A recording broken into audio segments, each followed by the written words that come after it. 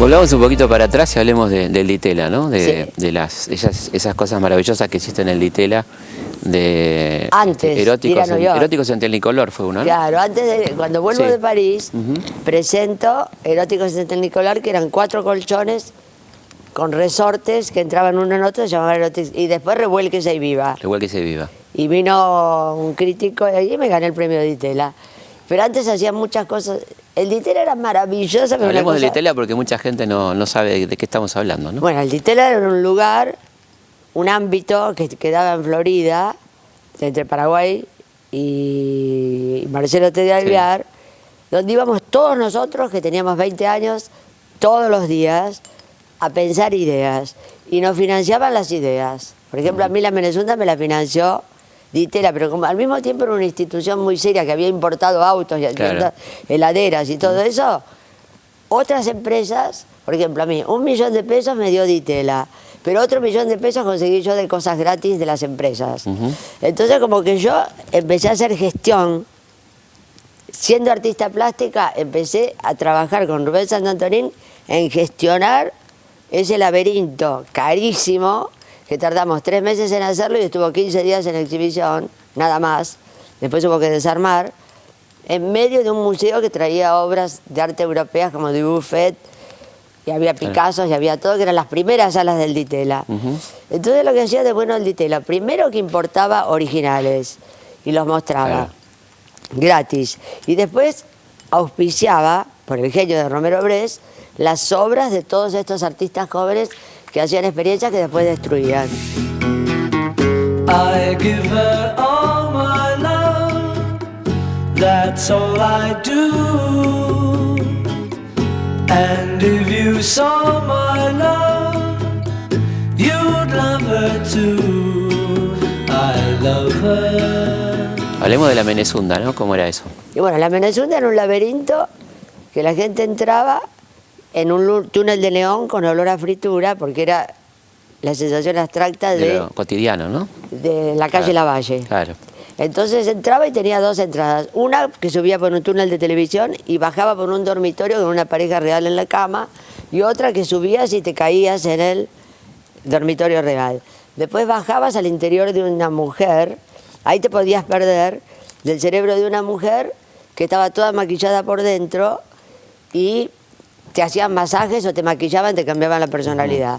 Después ahí entrabas en una calecita giratoria con una sola puerta y podías meter por un túnel de intestinos gigantes que ibas caminando, el techo bajaba y el piso subía y vos ibas agachado así entre intestinos, con ruido de intestinos, que eran bolsas de polietileno rellenos de arena, pero que parecían intestinos, y metías la cabeza y veías películas de Ingmar Bergman. Salías, te volvías a meter en la calecita y te metías en una ciénaga que te ibas hundiendo con un ruido a ciénaga y caías en el interior de un teléfono gigante donde tenías que marcar el número de salida, y ahí había olor a dentista y te pasaban la hora. Después pasabas a un bosque de formas, después pasabas a una pieza octogonal de espejos con papel picado fluorescente, después a un sillón gigante donde te veías con Anita Ekberg al lado. Era todo, bueno, la gente se enloqueció y había colas de 1 hora y media o 2 horas y media para entrar. Se tenían que sacar los zapatos. Y en la revista Gente, o creo que sí, salió si éramos locos o tarados. Claro. Aparte un dormitorio de una... Después lo quisieron censurar porque había una pareja en la cama con camisón y pijama, que fue muy gracioso, porque viste, de golpe te encontrabas con la vida real. Con la vida real. Bueno, fue maravilloso ese laberinto. Después lo repetí en el Centro Cultural Recoleta y pienso hacer uno, el año que viene otro. Laberinto así de sorpresa. One day you'll look to see I've gone, for tomorrow may rain, so I'll follow the sun. Someday you'll know I was the one, but tomorrow may rain, so I'll follow the sun. Contemos la experiencia en Uruguay, ¿no? La experiencia que hiciste en Uruguay, que terminó de una manera inesperada, digamos. Bueno, en realidad había visto la película 8:30 en París y me habían influenciado mucho las gordas, la crema, las plumas. Las gordas felinescas, digamos. Las Claro. gordas felinescas. Y aparte, como había mucho esnobismo en ese momento también, el Ditela también tenía su cuota, como que la gente se vestía especialmente para ir al Ditela, raro. Claro. Una directora del Museo de Bellas Artes de Uruguay me invita a hacer un happening. Entonces yo le dije, bueno, y como conseguía todo, conseguí un estadio, un helicóptero, y vamos a conseguir gordas, musculosos, motociclistas, pollos, parejas de novio, prostitutas, todo. Y pongamos la misa de Bach. Entonces puse en todos los diarios, vengan a vivir en arte, suceso plástico. Entonces la gente fue, esperó, y yo llegué en las bañaderas, porque eran las antiguas bañaderas, donde había subido las 20 gordas, los motociclistas que me seguían, las 20 gordas que les pagábamos a todos $20 cada uno, y a los musculosos también, y a las prostitutas también, y parejas de novios que a veces iban gratis, había Claro. tela adhesiva. Bueno, entonces, y los pollos todos en un helicóptero de la Armada que lo prestaron. Helicóptero gigante. Entonces compré muchísimos pollos, los puse ahí y me subí al helicóptero. Y talco también. No, bolsas de harina y bolsas de lechuga. Era como un homenaje a Fellini. Entonces entró la gente desesperada para ver qué era ese happening. Los motociclistas los empezaron a hacer girar, porque todo tenía que durar 8 minutos. Sonaba la misa de Bach. Las prostitutas besaban a los hombres, los musculosos levantaban a las mujeres en brazos, las parejas de novios se envolvían en tela adhesiva. ¿Y qué más pasaba? Y yo tiré toda la lechuga, todos los pollos y toda la harina sobre la gente. Desde el helicóptero. Desde el helicóptero. Pero los pollos bajaban volando, porque eran pollos Claro. y no se morían. Pero a un pintor se le ocurrió estrangular uno y pintar. Bueno, después terminó todo abruptamente. Todos, a una señal mía, empujaron a la gente afuera y terminó. 8 minutos duró. 8 minutos. Pero fue el happening más... Alucinante. Sí, fue alucinante. Después hicieron un juicio, no pude entrar en Uruguay, pero bueno. Pero era por este exceso, Por digamos. por el pintor celoso. They're gonna put me in the movies. They're gonna make a big star out of me. We'll make a film about a man that's sad and lonely. And all I gotta do is act naturally. Contame tu relación con Andy Warhol, ¿no? Lo hablamos. ¿Cómo fue esa amistad? Bueno, yo llego a New York con porque como era muy delirante yo, me gano el premio de Itela, que era $250 por mes, y ya participaba automáticamente en el premio internacional de Itela.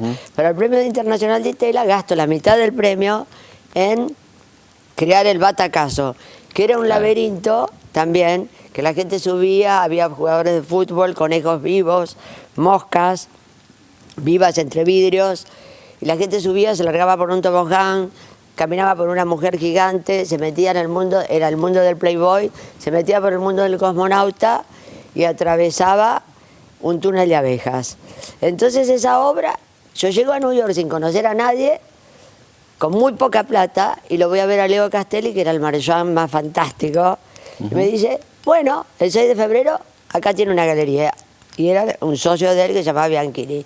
En esa galería trabajaba Roy Lichtenstein, uno de los artistas pop más, Sí, claro. que era amigo de Andy Warhol. De las historietas, digamos, ¿no? Claro, que hacía las historietas. Entonces, cuando yo inauguro semejante pop latino que sale en todas las revistas, sale en Newsweek, Time, porque te imaginas, usaba moscas, nadie podía creer que en la Argentina, a 12.000 kilómetros Claro. de distancia, existiese alguien pop. Entonces, vino Andy Warhol y inmediatamente nos hicimos amigos, vino a todas mis inauguraciones y a partir de ahí empecé a ir a todas las fiestas y a conocer a todo el mundo. Y yo no hablaba inglés, pero me empecé a aprender inglés como loca, rápidamente, mirando televisión, leyendo los diarios. Y ahí mismo me gané la beca Guggenheim, que me permitió otro año más, después la beca Rockefeller, otro año más, y seguí con muchas becas. Y siempre fui amiga de él. Entonces, cuando me vuelvo en el 80 acá a la Argentina, que siempre iba a New York y todo, lo veo, lo encuentro, y acá como estaban todos locos con el dólar, le digo, y con la deuda, le digo, mira, yo soy reina del pop en Argentina, vos sos rey del pop en New York, yo te pago a vos, la deuda está en Argentina, con el oro latinoamericano, que es el choclo.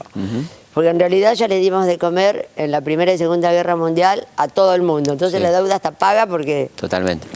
se pagó con Sí. con la comida. Y entonces él dijo, bueno, entonces llevé todos estos choclos a su estudio y nos sacamos esas 12 fotos históricas que hoy valen millón, valen más, valen mucho, donde yo le pago a él la deuda de estar en Argentina con choclos y él la acepta.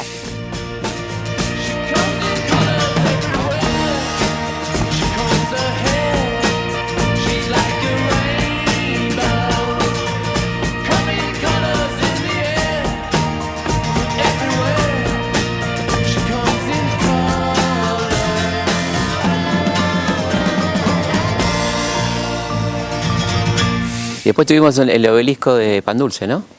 Bueno, después hice el obelisco acostado en la Bienal de San Pablo, que subía a este obelisco, saqué una foto, cayó.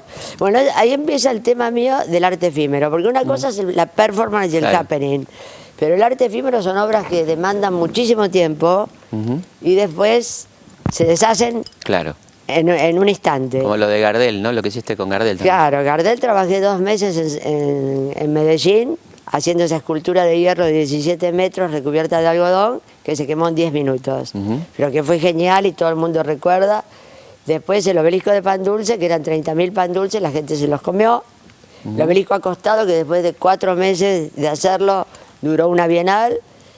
Después el Partenón de Libros. El Partenón de Libros, hablemos de eso porque es muy interesante, ¿no? Esa experiencia del Partenón de Libros. No, el Partenón de Libros fue maravilloso. Quedó para la historia, realmente, ¿no? Claro, porque yo dije, en el Partenón se creó la primera democracia, bueno, en el Ágora, pero se habló no de la aristocracia, sino de la democracia. Entonces hay que hacerlo, y hay que hacerlo en la avenida 9 de Julio, que es el living de los argentinos. Claro. Y entonces yo fui a la Cámara Argentina del Libro y bueno, el Castiglione me dijo, bueno, hay una cantidad de libros, yo misma había tirado mis libros. Claro. Y Romero Brest, nunca me olvido cuando por el incinerador que todavía existían, tiraba los libros de pánico. Claro. ¿Viste? Porque tenía el libro, yo tiré todo, porque ya me habían amenazado todo, antes del 83.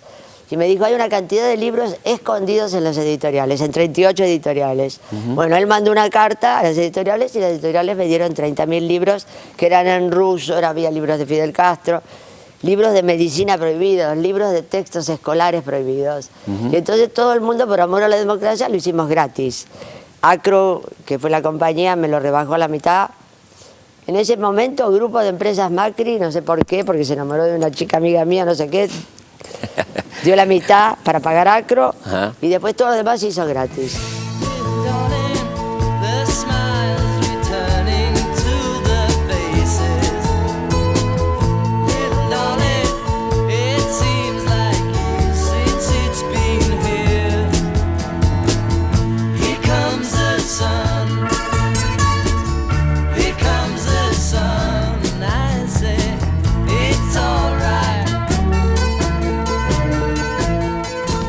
Empecé a construir antes que asuma Alfonsín. Y bueno, y en Navidad de 1983, tardó 17 días en armarse, se pusieron todos los libros, duró 5 días y se desarmó en la Navidad y la gente se arrebató los libros en 5 minutos. Fue llevando. Pero antes hice la Torre de Pan Lactal de James Joyce en Irlanda y después hice ahora la Torre de Babel. ¿La Torre de Pan Lactal cómo fue eso? Bueno, eso fue milagroso. Primero amor a Joyce, me imagino, ¿no? Primero, el amor a Joyce, que durante mi adolescencia me había... Después, cuando llegué a Dublín, como ellos se disputaban los ingleses, fui al museo de James Joyce, donde escribió el Ulises, y era una Martello Tower. Y me di cuenta que en Irlanda había 39 Martello Towers, que se habían hecho los irlandeses para defenderse de Napoleón. Entonces tomé las medidas y me volví a la Argentina. Y no sabía cómo hacer para financiar, porque la Bienal no me financiaba la obra, me invitaba. Y de pronto, en el avión, que leo dublineses, veo que hay la historia de un panadero que se llamaba Downes. Entonces, ya había conseguido que Dexion, la compañía, me hiciese la torre gratis, pero me faltaba el pan. Y yo quería que la gente se coma la torre para desmitificarla. Entonces, veo que Downes, y de pronto voy a un supermercado y veo que era el panadero más grande de Europa, que repartía pan lactal, Downes, a toda Europa. Lo voy a ver y era un coleccionista de arte multimillonario que coleccionaba Rolls Royce y me financió todo. Fantástico. Y entonces después vinieron las grúas, lo acostaron y la gente se llevó. Se la comió. Se llevó, se la comió. Y después hiciste la Torre de Babel, acá, ¿no? La Torre de Babel, que fue el año pasado, o el anteaño. 2011, ¿no? Sí, que fue maravilloso porque lo hicimos con Lombardi y pedimos a todos los países y tuvimos como 30 países, los libros en todos los idiomas. Y bueno, y ahora se va a hacer la Biblioteca de Babel, donde va a poder ir gente de todas las nacionalidades a leer en su idioma. I'd like to be under the sea in an octopus's garden with you. In an octopus's garden with you. In an octopus's garden with you. ¿Cómo la pasaste durante la dictadura acá? ¿Cómo fue la cosa? Y no estaba acá. Estabas Iba afuera. y venía. Estabas afuera. Horrible, horrible, horrible, horrible. Ujú. Espantoso. Miedo. Ujú. El miedo. Pero igual hice muchas performances en el mundo, entonces eso... Claro. Hice una cosa inspirada también en lo que pasaba acá, el happening que hice en el MoMA en el 73, que se llamó Kidnapping, que había muerto Picasso, entonces hubo 30 personas que cantaban una ópera de Picasso que inventé yo, con música, con las palabras de Picasso y las caras pintadas de Picasso, que raptaban 30 personas del público y las llevaban con destino desconocido a 30 lugares de Manhattan. Se llamó Kidnapping, rapto y happening, que estaba inspirado en lo que pasaba en la Argentina, con la desaparición de personas, y con lo que pasaba en el arte cuando murió Picasso, que a los 94 años murió con un pincel en la mano, ¿no? Exactamente, y súper productivo. Sí. ¿Y ahora qué estás por hacer? Bueno, ahora hago una exposición en Neuquén que se inaugura el 9 de noviembre, que es un poco de los 80 para acá, y estoy haciendo unos cuadros psicadélicos. Volví viste, como que toda la memoria hippie me volvió, y hago unos cuadros con miles de tiritas de colores, con proyecciones deformadas en computadora, y que marean. Claro. Y después tengo la Torre de Babel en París, en octubre, que la hago en UNESCO. Octubre del año que viene. En octubre del 2013, y el 4 de febrero se inaugura una gran retrospectiva mía en Nueva York, en el Museo del Barrio, y hago otra Torre de Babel en Times Square. Pero a esa sí se va a poder subir, a la de la UNESCO no se puede subir porque los franceses no quieren tienen miedo. No quieren saber nada. Bueno, Marta, muchísimas gracias. Bueno, ha pasado muy rápido. Pasó muy rápido el tiempo, sí. Bueno, Muchísimas gracias a vos por preguntarme tanto. En realidad yo te tendría que hacer una voz, pero espero tener un programa de televisión y entrevistarte yo a Dale. vos con la todo gusto. historia tuya. Con todo gusto. Bueno, Muchas gracias. de nada. Gracias a vos. Gracias.